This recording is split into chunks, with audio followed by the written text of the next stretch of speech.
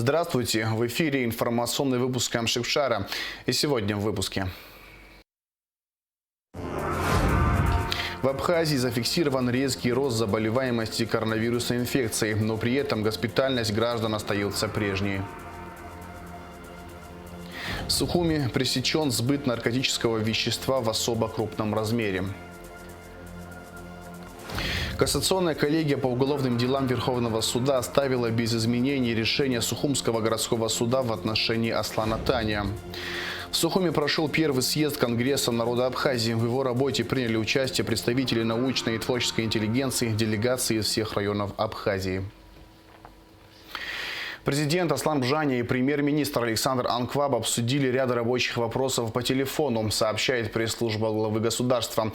Александр Анкваб проинформировал президента о текущем положении дел, связанным с коронавирусной инфекцией, в частности нового штамма омикрон, и о предпринимаемых мерах. Он обратил внимание на увеличение количества заболеваемости, но при этом уменьшение количества госпитализации и тяжелых больных.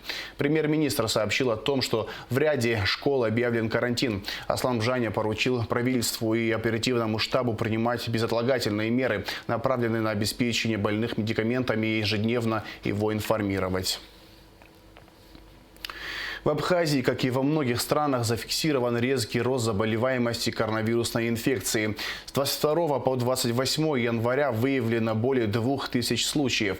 При этом госпитальность граждан с коронавирусной инфекцией остается прежней. Значительного роста не наблюдается. Об этом сообщил министр здравоохранения Эдуард Будба на заседании Координационного штаба по защите населения от коронавируса. Подробности заседания в репортаже Алики Трапш.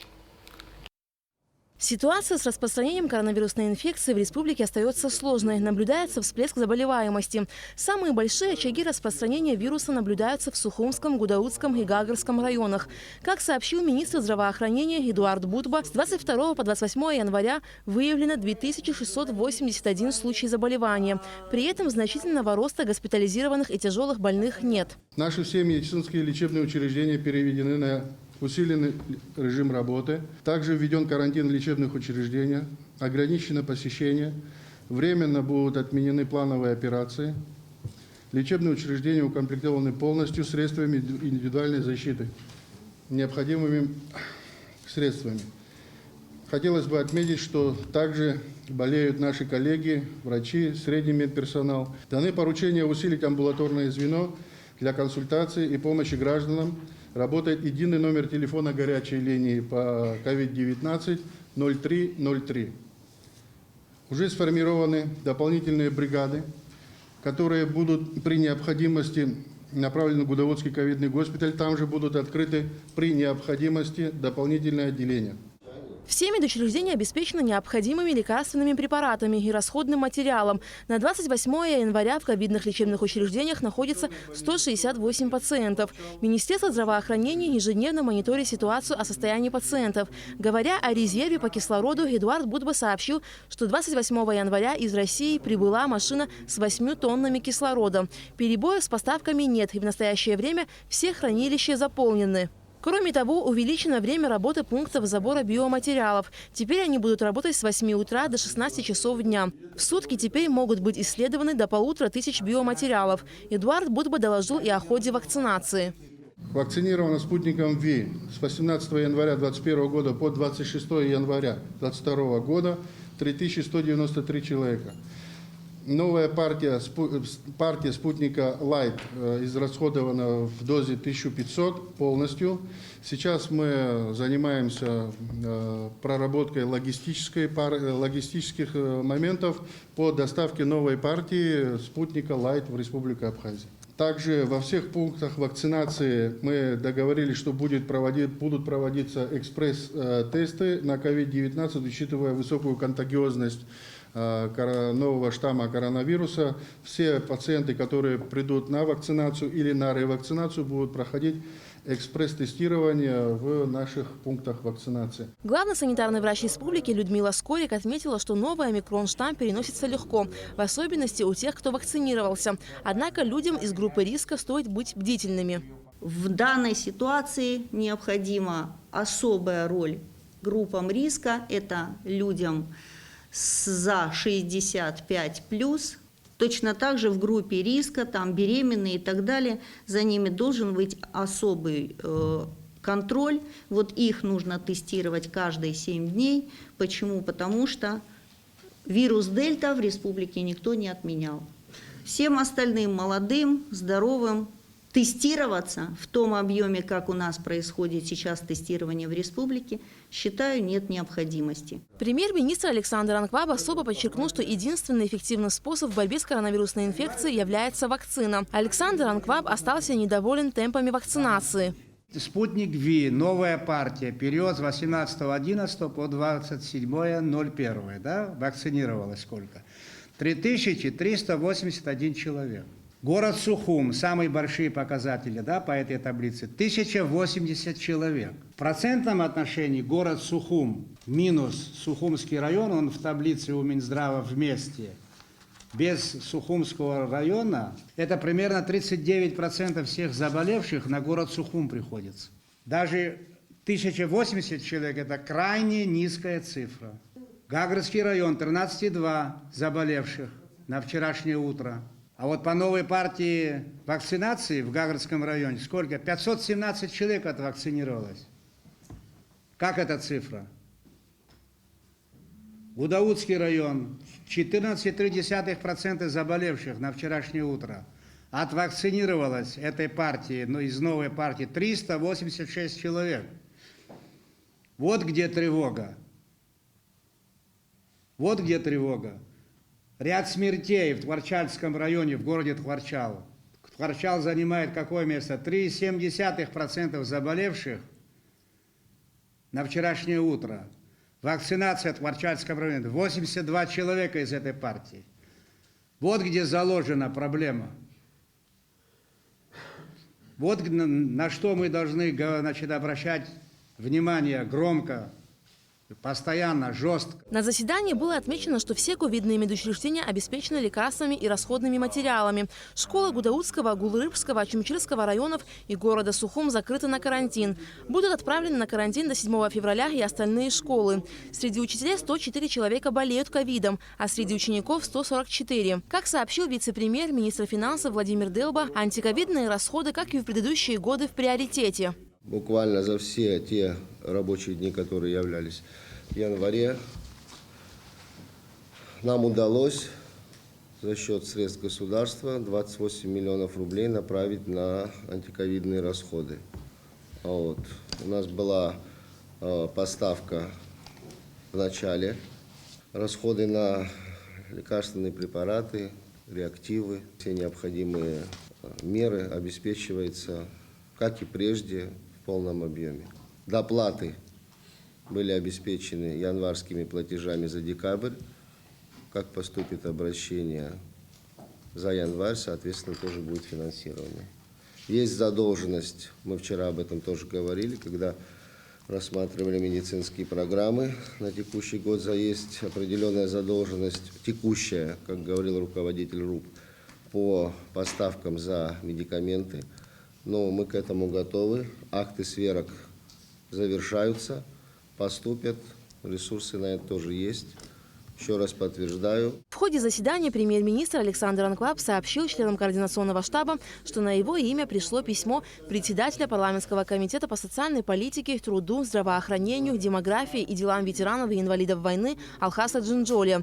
В письме из-за сложной эпидситуации и распространения штамма омикрон депутаты предлагают перенести выборы в Народное собрание на 6 месяцев. Александр Анкваб призвал не смешивать вопросы политического характера и здравоохранения.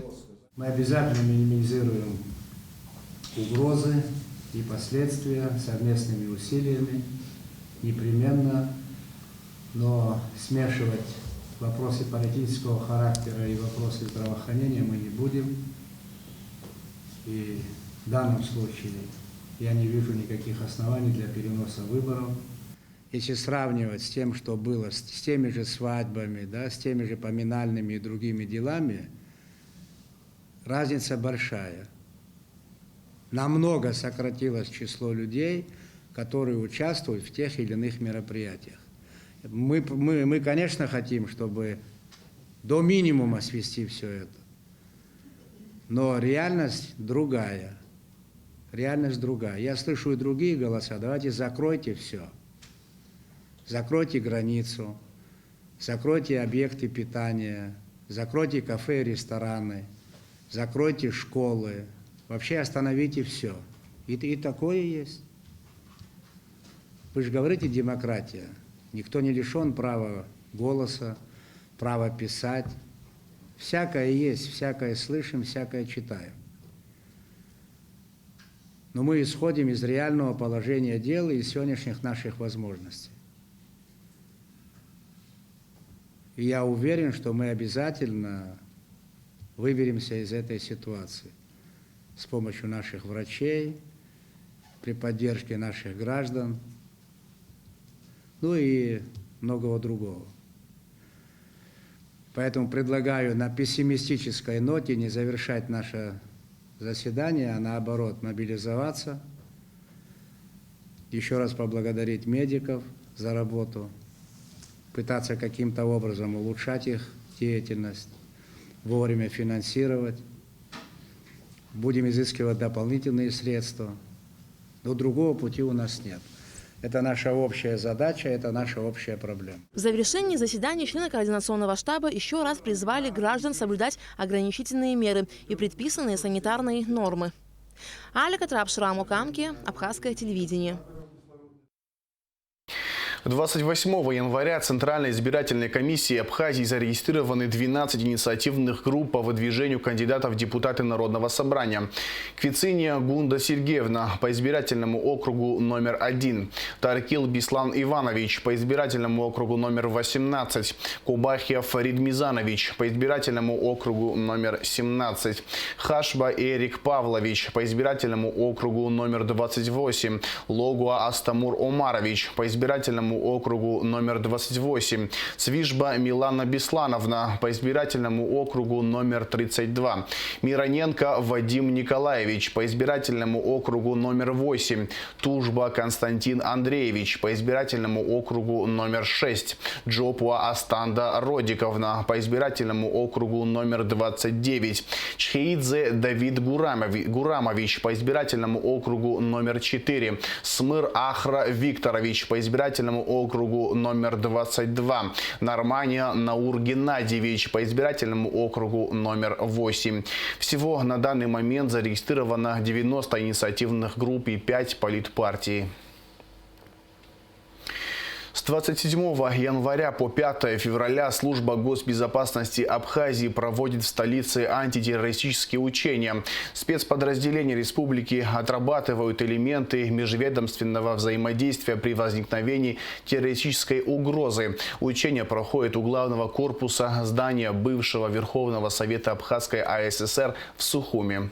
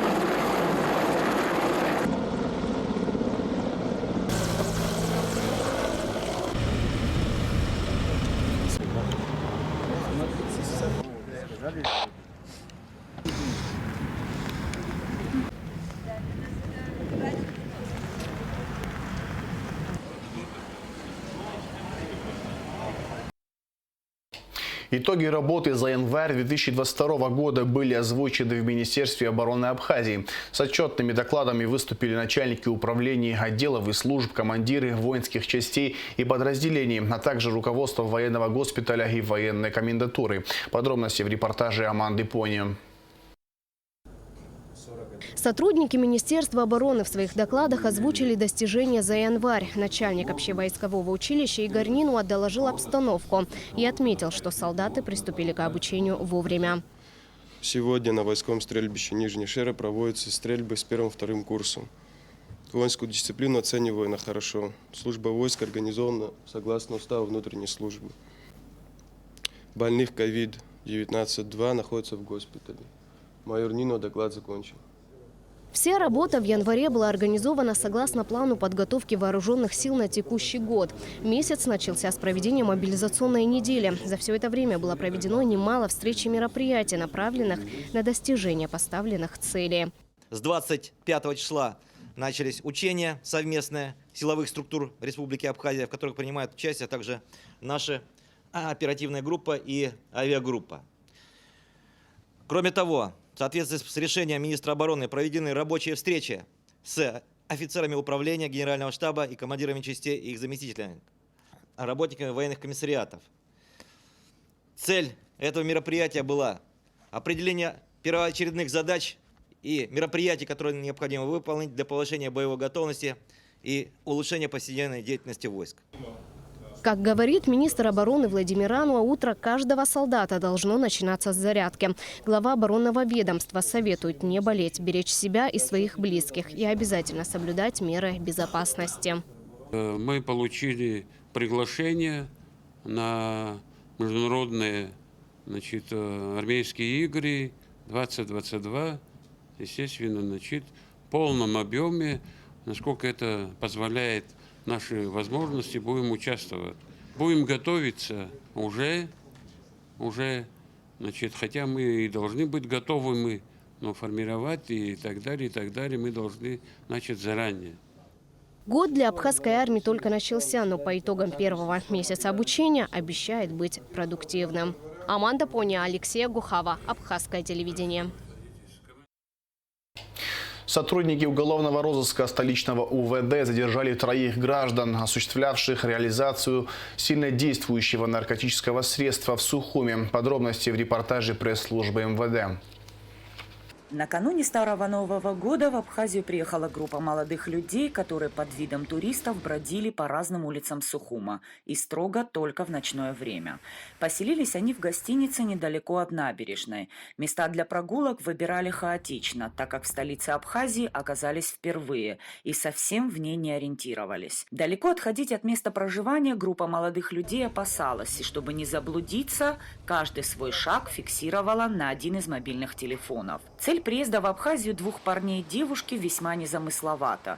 Они раскладывали наркотики по тайным закладкам и должны были получить за свою работу весьма приличные деньги. Молодые люди не знали, что все это время находились под пристальным вниманием сотрудников уголовного розыска столичного УВД. Первым оперативники задержали гражданина Азербайджана Джавида Мамедова, которого доставили в УВД по городу Сухум. У 22-летнего Мамедова было изъято 6 свертков метадона весом свыше 6 грамм. Мамедов отпираться не стал и рассказал оперативникам, что приобрел наркотики для дальнейшей продажи в Абхазии через свою знакомую Серафиму Богданову в Москве. Тайные закладки, в которых оставлял метадон, Джавид Мамедов фиксировал на фото, указывая при этом точные координаты местности.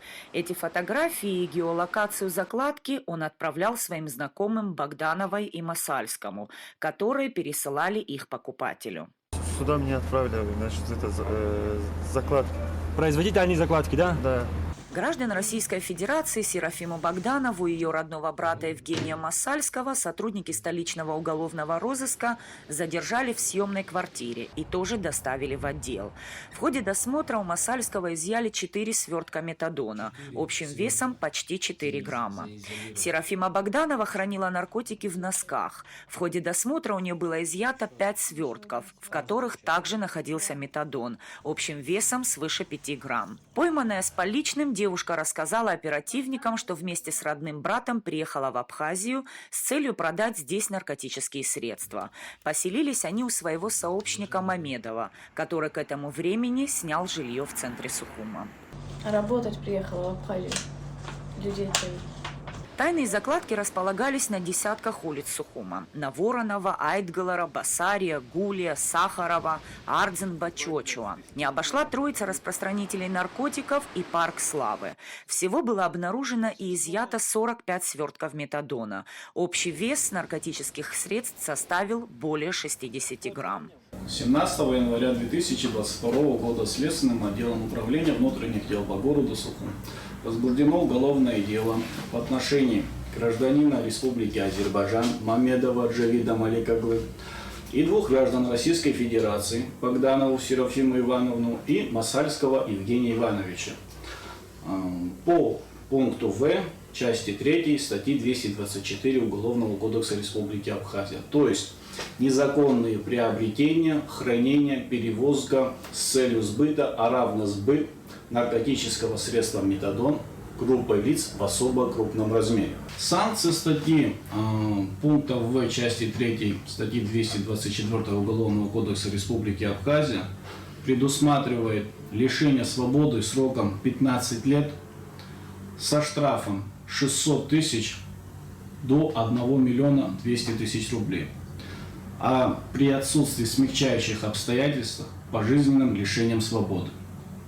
Расследование в рамках возбужденного уголовного дела Следственным отделом продолжается. В погоне за легкими деньгами в Абхазию приезжают люди, задача которых не только завезти в республику наркотики, но и продать их, разложив по тайным закладкам. Как правило, занимающиеся этим делом граждане мало знают о том, что остаток своей жизни могут провести за решеткой.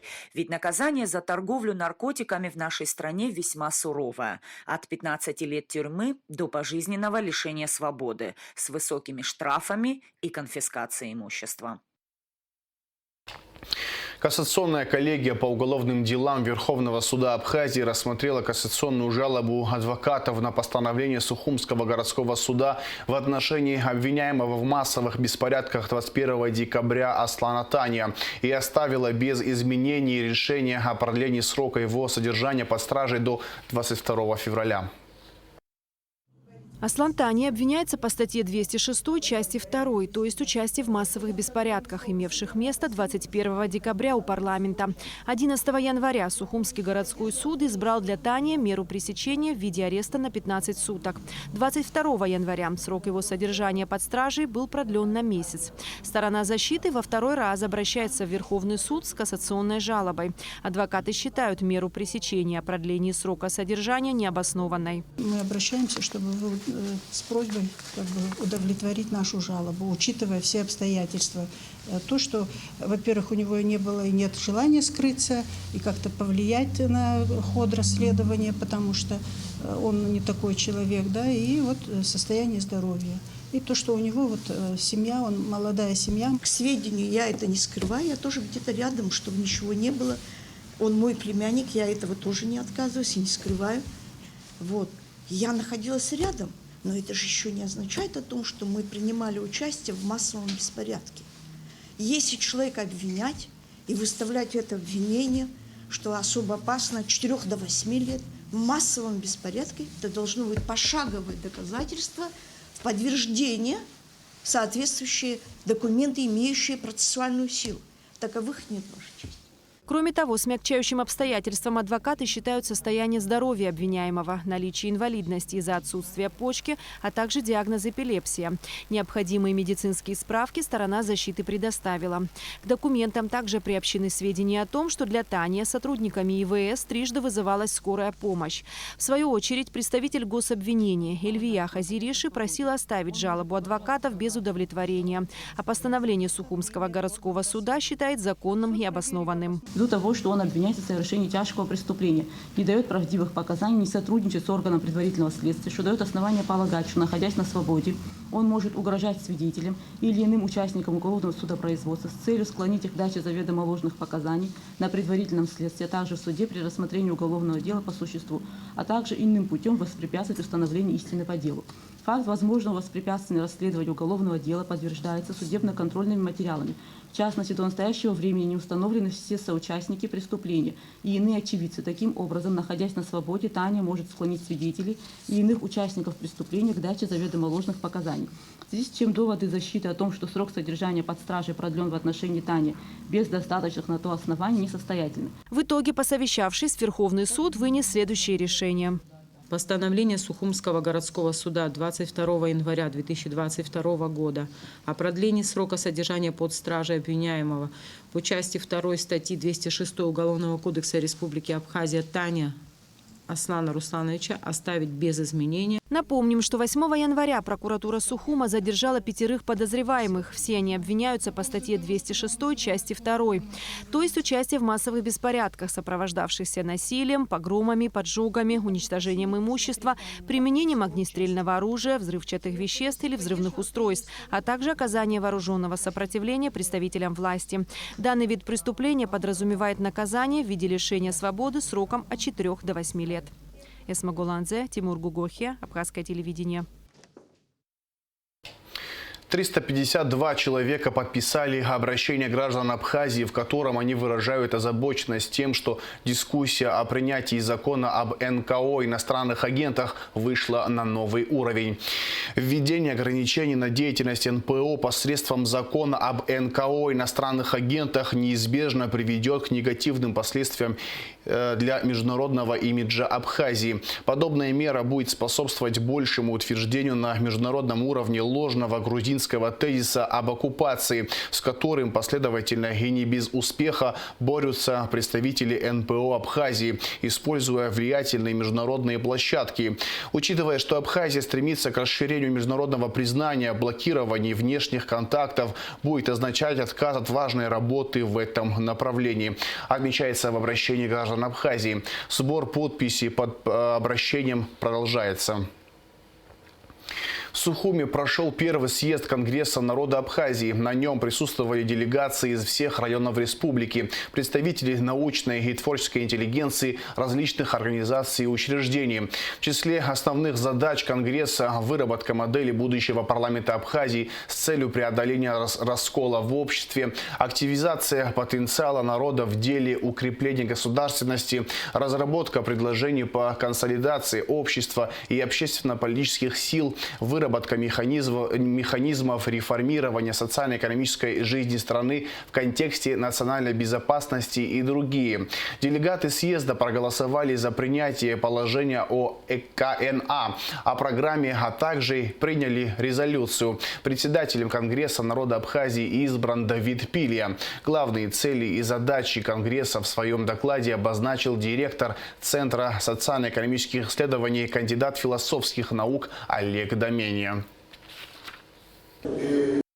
Идея Конгресса не является продуктом досужего размышления, не надумана искусственно, как это может показаться на первый взгляд.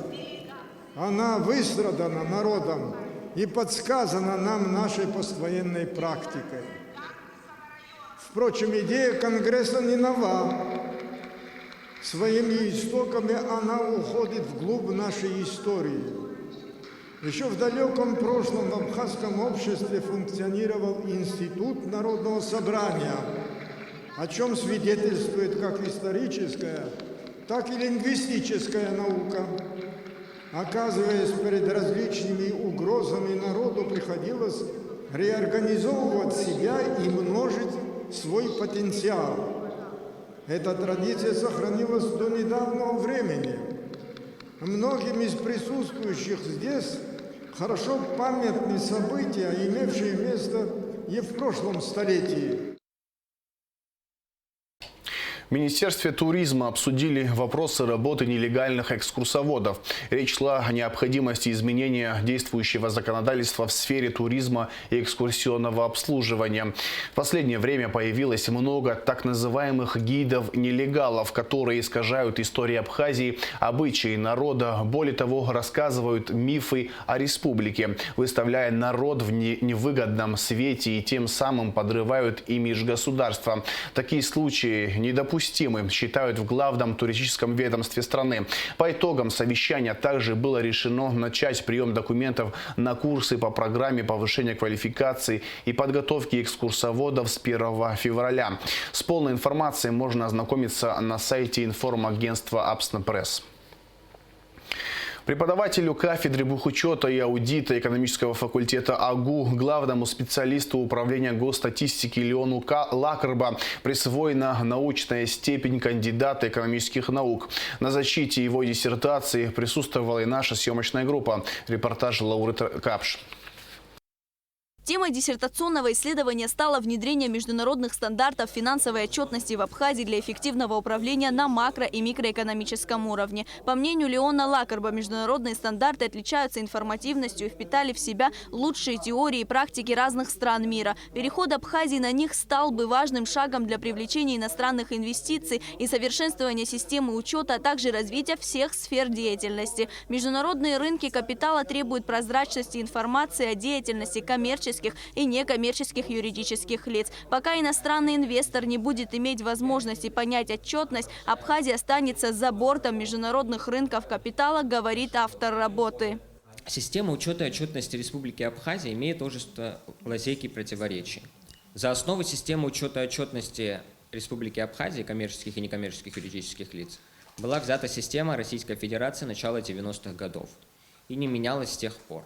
При этом на протяжении более 20 лет система учета и отчета коммерческих и некоммерческих юридических лиц, как в Российской Федерации, так и в других странах, менялась и прогрессировала, кардинально изменившись к нашим дням. Практика показала, что Абхазия в силу ряда объективных причин не способна своевременно реагировать на изменения в мировой конъюнктуре по учету и отчетности коммерческих и некоммерческих юридических лиц. Переход на международные стандарты позволит избежать этой проблемы, так как международные стандарты финансовой отчетности отличаются высокой информативностью и полезностью для общества.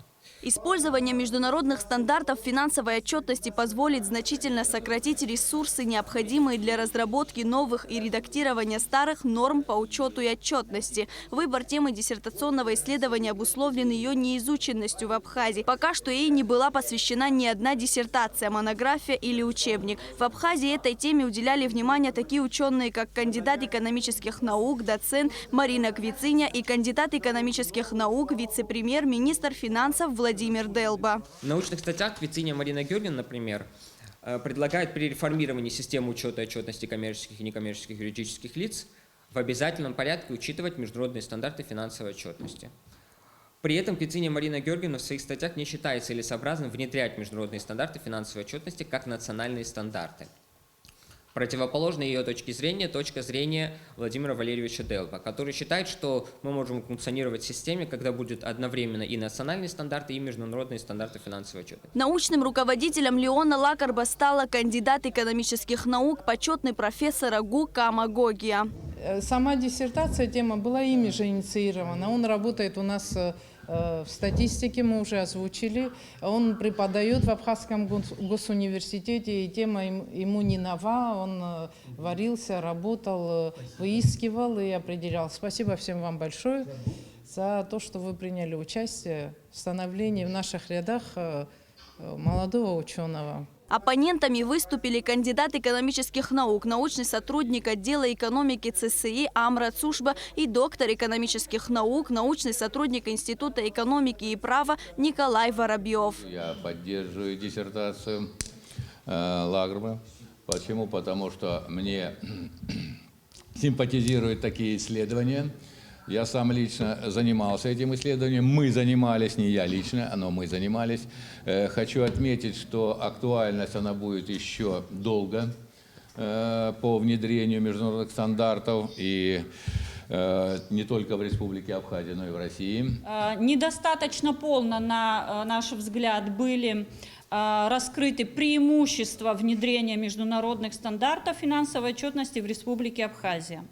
Однако хотелось бы заметить, что анализ диссертационной работы дает достаточно оснований, что ее содержание соответствует заявленным областям исследования, и автор диссертации Лакерба Леон Русланович заслуживает присуждения ученой степени кандидата экономических наук. Леон Лакерба успешно защитил работу на соискание ученой степени. Единогласным решением диссертационного совета ему присвоена научная степень кандидата экономических наук. Лаура Капш, Инала Гухава, Абхазское телевидение.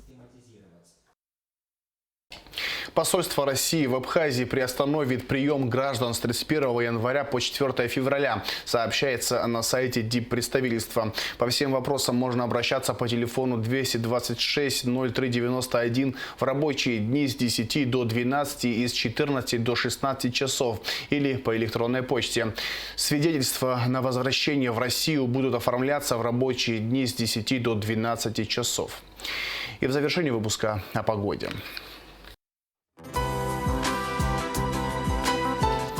По сообщению Гидромедцентра, в выходные дни 29 и 30 января на территории Абхазии ожидается облачная погода с прояснениями, временами слабый дождь, местами с мокрым снегом.